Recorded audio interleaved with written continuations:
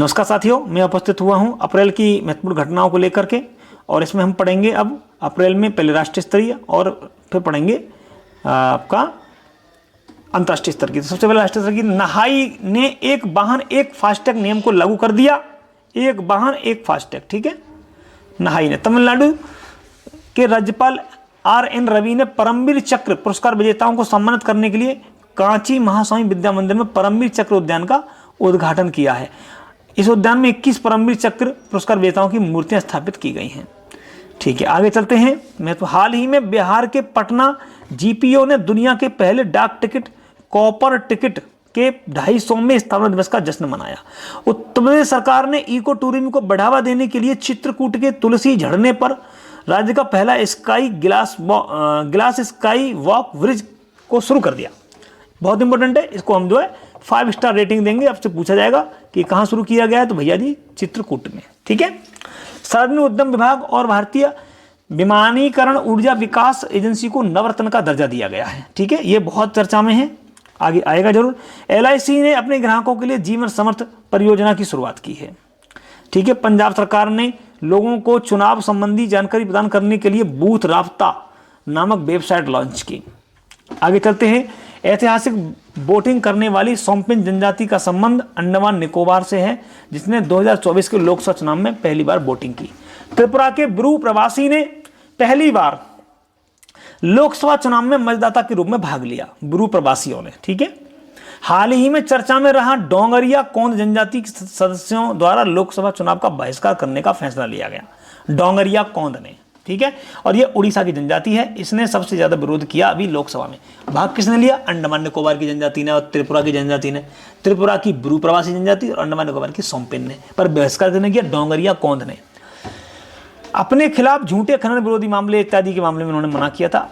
अब अरुणाचल प्रदेश के tell valley वन्यजीव अभयारण्य में तितली की एक दुर्लभ प्रजाति खोजी गई, जिसका नाम था नेप्टिस फिलारा, ठीक है।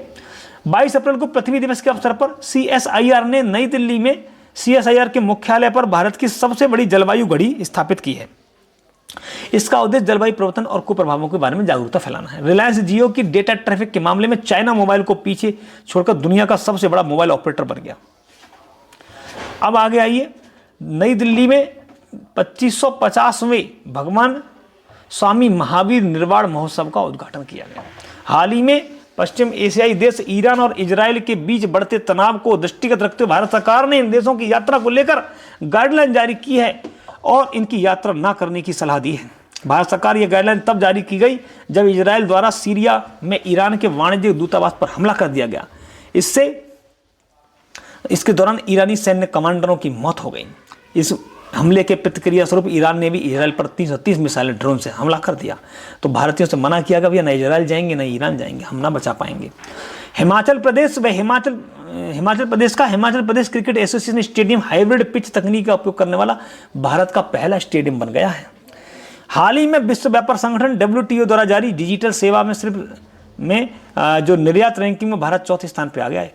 मोदी जी द्वारा हाल ही में अमेरिका की मैगजीन न्यूज वीक के कवर पेज में छपने वाले दूसरे प्रधानमंत्री बन गए हैं। तो पहले कौन है? तो पहले हैं इंदिरा गांधी और दूसरे हैं प्रधानमंत्री हमारे मोदी जी। हाल ही में केंद्र सरकार द्वारा गृह सचिव राजीव गाबा की अध्यक्षता में LGBTQ और सदस्यों के कल्याण पर एक समिति गठित की गई है।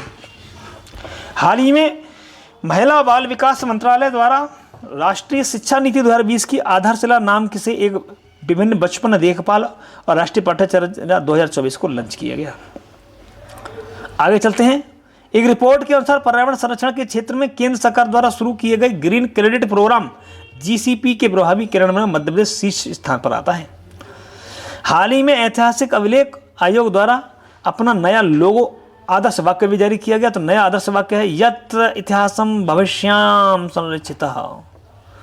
आगे चलते हैं। यूनिपा द्वारा हाल ही में विश्व जनसंख्या स्थिति रिपोर्ट जारी की गई। इस रिपोर्ट में भारत की जनसंख्या को बताया गया है 144.17 करोड़, यानी विश्व में सर्वाधिक आबादी वाला देश भारत बन गया है। ऐसा यूनिपा की रिपोर्ट आ गई, यानी संयुक्त राष्ट्र जनसंख्या कोष की रिपोर्ट है ये भैया। और जनसंख्या लगभग 24%, जिसमें 0 से 14 साल की 24% है। इस रिपोर्ट में भारत की कुल जनसंख्या 77 वर्षों में दुगुनी होने का अनुमान व्यक्त किया गया है। शिपिंग मंत्रालय द्वारा हाल ही में अडानी समूह द्वारा विकसित विजिंगजम पोर्ट को भारत से पहले ट्रांसशिपमेंट पोर्ट के रूप में मंजूरी दे दी गई। यह पोर्ट देश का पहला पूर्ण विकसित गहरे पानी का ट्रांसशिपमेंट बंदरगाह है। बंदरगाह रास्ते में आने वाले जहाज़ों के बीच माल को अंतिम गंतव्य तक पहुंचाते हैं। ठीक है। 23 अप्रैल में मणिपुर द्वारा खोंगजोम दिवस मनाया गया। यह दिवस 1891 में खोंगजोम में मणिपुर द्वारा अंग्रेजों के खिलाफ युद्ध में शहीद हुए नायकों की याद में मनाया जाता है। अब आइए आगे चलते हैं। भारतीय IIT रुड़की के शोधकर्ताओं ने दुनिया के सबसे बड़े सांपों में से एक जीवाश्म की खोज की सूचना गुजरात के एक लिग्नाइट खदान से दी है। अब आगे चलते हैं। 4.7 करोड़ वर्ष पहले रहने वाले सांप की यह प्राचीन प्रजाति वासुकी इंडिकस नाम बताया जा रहा है। ये जो IIT रुड़की के छात्रों ने बताया है। भारत सरकार द्वारा 6 पड़ोसी देश Bangladesh, UAE, Bhutan, Bahrain, Mauritius, Sri Lanka को 99,150 मीट्रिक टन प्याज के निर्यात की अनुमति दे दी।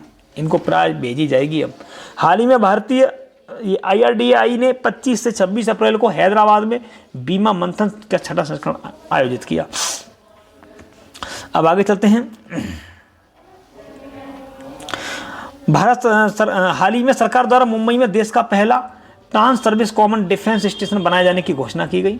यह तीनों सेनाओं के संयुक्त स्टेशन के साथ ही देश का सबसे बड़ा सैन्य अड्डा होगा।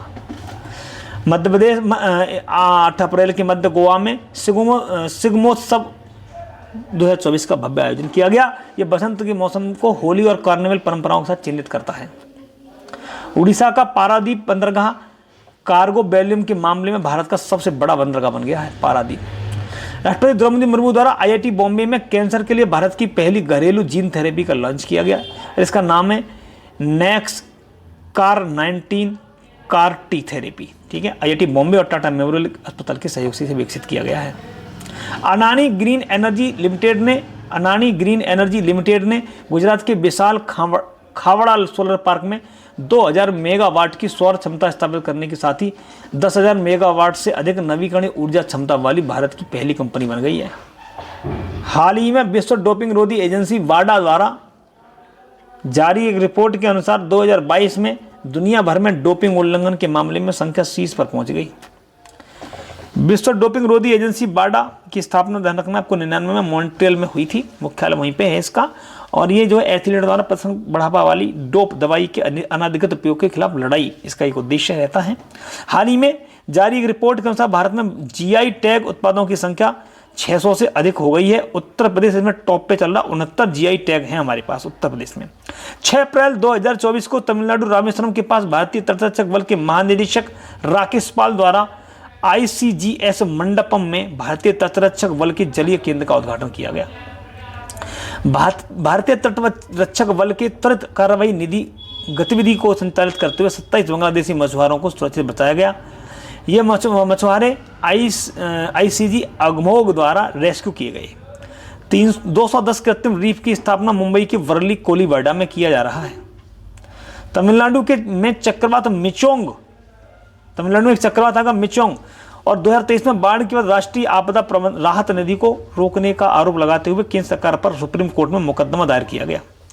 हाल ही में जारी एक रिपोर्ट के अनुसार तमिलनाडु वित्तीय वर्ष 2023-24 में भारत इलेक्ट्रॉनिक सामान का सबसे बड़ा निर्यातक बनकर उभरा।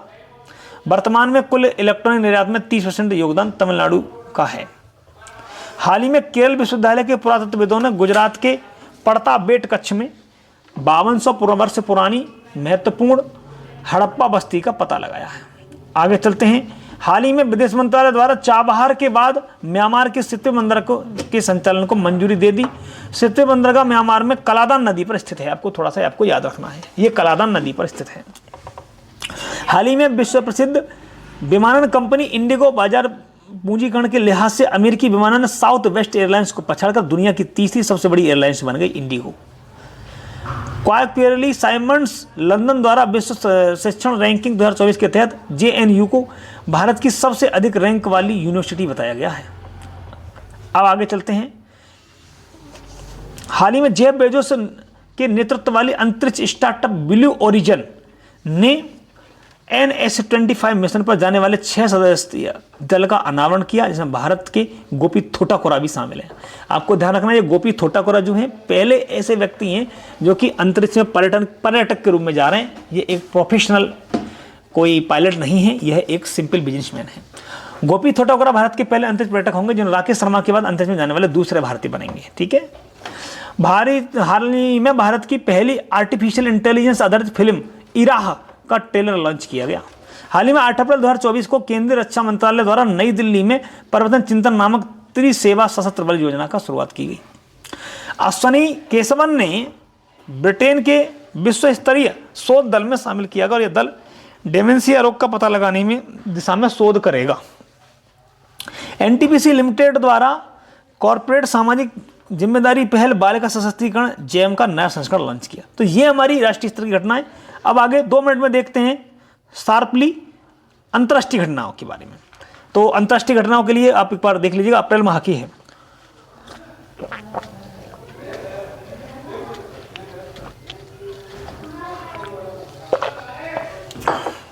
हाल ही में विश्व स्वास्थ्य संगठन ने दुनिया भर में कोरोना वायरस की पहचान के लिए कोविनेट टेस्ट किट को लॉन्च किया। इसको मैं 5 स्टार रेटिंग दूंगा। 100% ये क्वेश्चन कहीं ना कहीं बनेगा और किसने लॉन्च किया है ये आपसे पूछे जाने की संभावना बनी रहेगी। तो इसका नाम है WHO ने लॉन्च किया है कोविनेट। जापान ने भारतीय पर्यटकों के लिए ई वीजा की शुरुआत की है। ध्यान रखना है आपको, E visa. Government to government G2G समझौते के तहत हरियाणा और यूपी के बीच 64 भारतीय कामगारों का पहला जत्था इजराइल भेजा गया। 2 से 3 अप्रैल 2024 तक कजाकिस्तान के अस्ताना में संघाई सहयोग संगठन के सदस्यों की सुरक्षा परिषदों के सचिवों की बैठक आयोजित की गई, जिसमें भारत का प्रतिनिधित्व जो हमारे राष्ट्रीय सुरक्षा सलाहकार हैं अजीत डोभाल जी ने किया। हाल ही में रोमानिया ने दुनिया का सबसे शक्तिशाली लेजर का अनावरण किया जो फ्रांसीसी कंपनी थिल्स द्वारा संचालित है। 8 अप्रैल 2024 को वाशिंगटन डीसी में यूएस और जापान और फिलीपींस के बीच रक्षा समझौतों को बढ़ावा देने के लिए पहली शिखर सम्मेलन का आयोजित किया गया। ब्रिटेन सरकार ने दुनिया का सबसे सख्त धूम्रपान निषेध विधेयक पेश किया, जिसके तहत 15 वर्ष या उससे कम वर्ष के बच्चों को कानूनी तौर पर भी तंबाकू नहीं बेचा जाएगा। वैश्विक आर्थिक मंच यंग ग्लोबल लीडर्स कम्युनिटी 2024 की घोषणा की गई, जिसमें 5 भारतीयों को यंग ग्लोबल लीडर के प्रोग्राम के लिए चुना गया। वो 5 भारतीय कौन हैं? तो भूमि पडेनकर, प्रिया अग्रवाल, अदिति नैयर, अर्जुन भारतरिया और शरद विवेक सागर। ठीक है, ये आपको ध्यान रखना है। 5 हैं ये ऐसे हमारे, ये सब के आगे लिखा हुआ है। भारतीय सेना द्वारा मनोज पांडे ने उज्बेकिस्तान में सशस्त्र बल अकादमी में अत्याधुनिक IT प्रयोगशाला का उद्घाटन किया। नेपाल की शिक्षा एवं स्वास्थ्य क्षेत्र में काम करने वाले विभिन्न संगठनों में 35 एम्बुलेंस और 66 स्कूल बसें हमने नेपाल को उपहार में दी। 35 एम्बुलेंस दी हैं और 66 बसें दी हैं। नेपाल में पहले अंतर्राष्ट्रीय इंद्रधनुष पर्यटन का सम्मेलन का आयोजन किया गया। ठीक है। स्वीडन और स्लोवानिया नासा के 8वें समझौते में शामिल होने वाले क्रम से 38वें और 39वें देश बन गए। फीफा ने सऊदी अरबिया कंपनी अरामको को वर्ष 2027 तक प्रमुख फीफा टूर्नामेंट का प्रायोजक घोषित कर दिया। ब्रिटेन के मैराथन धावक रस कुक अफ्रीका के 16 देशों की दौड़ यात्रा में भाग लेने वाले पहले व्यक्ति बन गए हैं, जिन्होंने 352 दिनों में 16,000 किलोमीटर की दूरी तय की है। ब्रिटेन की मैराथन धावक रस कुक हैं, है ना। अब आता है अगला खबर। 10 से 12 अप्रैल में स्पेन के बार्सिलोना में महासागर दशक सम्मेलन का आयोजित किया गया। हाल ही में इराक के समलैंगिक संबंधों के अपराध की श्रेणी में रखने वाला कानून पारित कर दिया, इसमें 15 साल की जेल की सजा का प्रावधान है। समलैंगिक संबंधों को अपराध की श्रेणी में रख दिया इराक ने। संयुक्त राज्य अमेरिका ने पूर्व राष्ट्रपति डोनाल्ड ट्रंप के आपराधिक मुकदमे का सामना करने वाले अमेरिका के पहले राष्ट्रपति बन गए हैं। डोनाल्ड ट्रंप भैया आपराधिक मुकदमों का सामना करेंगे। एयरपोर्ट काउंसिल ऑफ इंडिया द्वारा दुनिया के सबसे व्यस्त हवाई अड्डों की सूची जारी की गई, जिसमें अमेरिका का हिट्सफील्ड जैक्सन अटलांटा एयरपोर्ट दुनिया का सबसे व्यस्त हवाई अड्डा है, अटलांटा। इस सूची में दुनिया के टॉप 3 जो हैं आप देख लीजिएगा। दुबई एक तो है हार्ट्सफील्ड जैक्सन अटलांटा, दुबई अंतर्राष्ट्रीय हवाई अड्डा, और डलथ फोर्थ वर्थ, ये यूएसए के हैं 2 और एक बीच में दुबई यूएई का है। भारत का इंदिरा गांधी इसमें 10वें स्थान पर आता है। ठीक है, इंदिरा गांधी अंतर्राष्ट्रीय हवाई अड्डा नई दिल्ली। फ्रांस की राजधानी पेरिस में सूडान के लोगों के लिए धन जुटाने के लिए एक अंतर्राष्ट्रीय मानवीय सम्मेलन का आयोजित किया गया। सूडान वर्तमान में सूडान की सेना और विद्रोही अर्धसैनिक बल रैपिड सपोर्ट फोर्सेस के मध्य संघर्ष में हिंसाग्रस्त है बेचारा। कतर के दोहा में स्थित हमाद अंतर्राष्ट्रीय हवाई अड्डे को प्रतिष्ठित sky tax world airport awards द्वारा विश्व का सर्वश्रेष्ठ हवाई अड्डा घोषित किया गया। इटली के शहर कैपरी में G7 विदेशी मंत्रियों की बैठक आयोजित की गई, जिसमें इजराइल और ईरान के हमलों की निंदा की गई है, कैपरी में। हाल ही में इंडोनेशिया के उत्तरी सुलावेसी प्रांत में माउंट रुआंग ज्वालामुखी में विस्फोट हो गया भैया, इनमें जनधन को काफी क्षति पहुंची। न्यूजीलैंड और कुक द्वीप द्वारा व्हेल को कानूनी व्यक्ति के रूप में मान्यता देने के लिए एक संधि पर हस्ताक्षर किए गए हैं। अब आगे चलते हैं। हाल ही में सुरक्षा मामलों को जिम्मेदार उच्च पदस्थ अधिकारियों के लिए 12वीं अंतर्राष्ट्रीय बैठक का आयोजन पीट्सबर्ग में किया गया। भारत की ओर से अजीत डोभाल जी गए थे इसमें। अस्ताना संघाई सहयोग संगठन में ये रक्षा मंत्रियों की बैठक आयोजित की गई कजाकिस्तान में, ठीक है। और भारत की ओर से सचिव गिरधर अरमाने इसमें भाग लेने गए थे कजाकिस्तान में। अब आगे चलते हैं।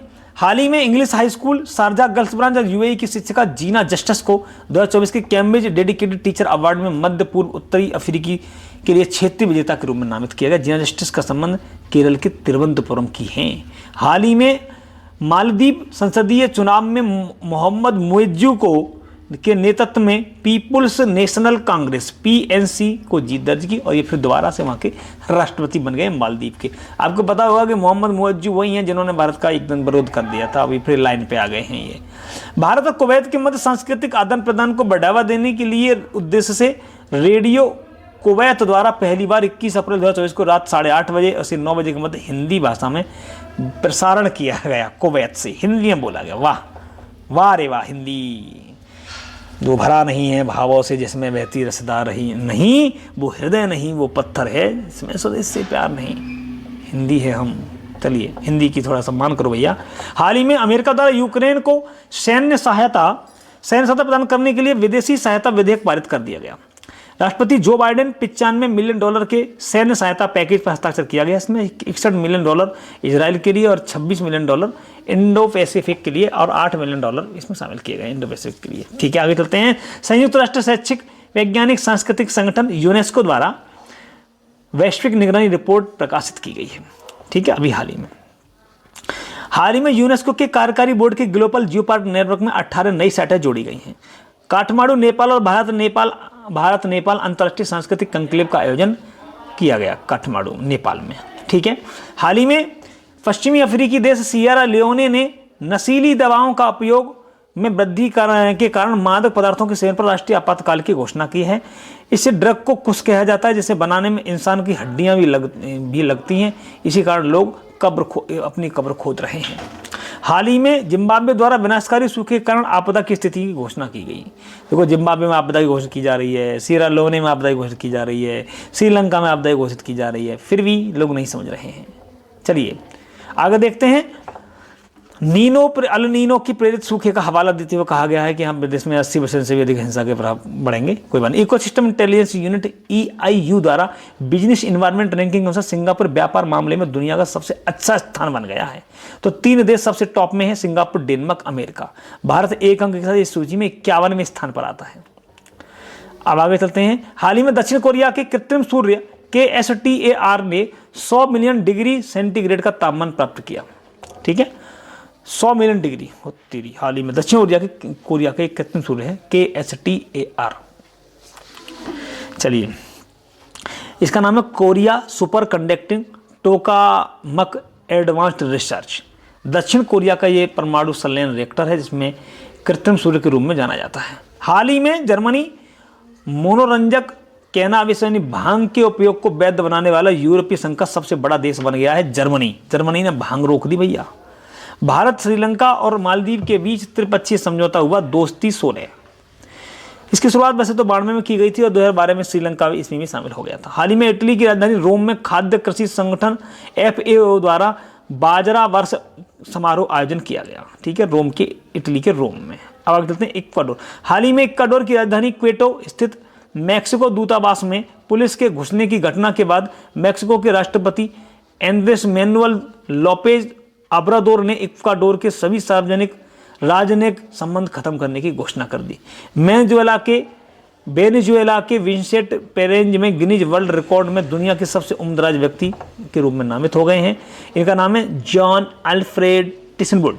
ये दुनिया के सबसे बुजुर्ग व्यक्ति हैं, 114 साल के। अभी एक ही पुस्तक में हाल ही मैंने पढ़ा था, ये लगभग 112 साल के हैं, ठीक है। 4 अप्रैल 2024 को नॉर्थ अटलांटिक ट्रीटी ऑर्गेनाइजेशन यानी नाटो में अपना 75वां स्थापना दिवस मनाया। ध्यान रखना है, ये 4 अप्रैल 1949 को स्थापित किया गया। ब्रुसेल्स में इसका मुख्यालय है। इसमें नवीनतम 32 देश को शामिल हो चुके हैं। स्वीडन इसका नवीनतम देश है। हाल ही में हॉर्न ग्लोबल यूनिकॉर्न से 2024 की इंडेक्स जारी की गई। इसके तहत राज्य अमेरिका में सर्वाधिक 703 यूनिकॉर्न घोषित किए गए हैं। शीर्ष 3 देश जिनमें सबसे ज्यादा यूनिकॉर्न है तो यूएसए में 703, चीन में 340 और भारत में 67 हैं यूनिकॉर्न। ठीक है, अब आगे देखते हैं। हाल ही में जिम्बाब्वे द्वारा नई स्वर्ण मुद्रा ZIG झिंग की शुरुआत की गई है जिम्बाब्वे द्वारा। नेपाल द्वारा माउंट एवरेस्ट के कचरा इकट्ठा करने के लिए पर्वतीय सफाई अभियान की घोषणा की गई। एक गैर लाभकारी संगठन अर्थ एक्शन द्वारा प्लास्टिक ओवरशूट डे 2024 भी जारी किया गया। तो आगे देखते हैं हम।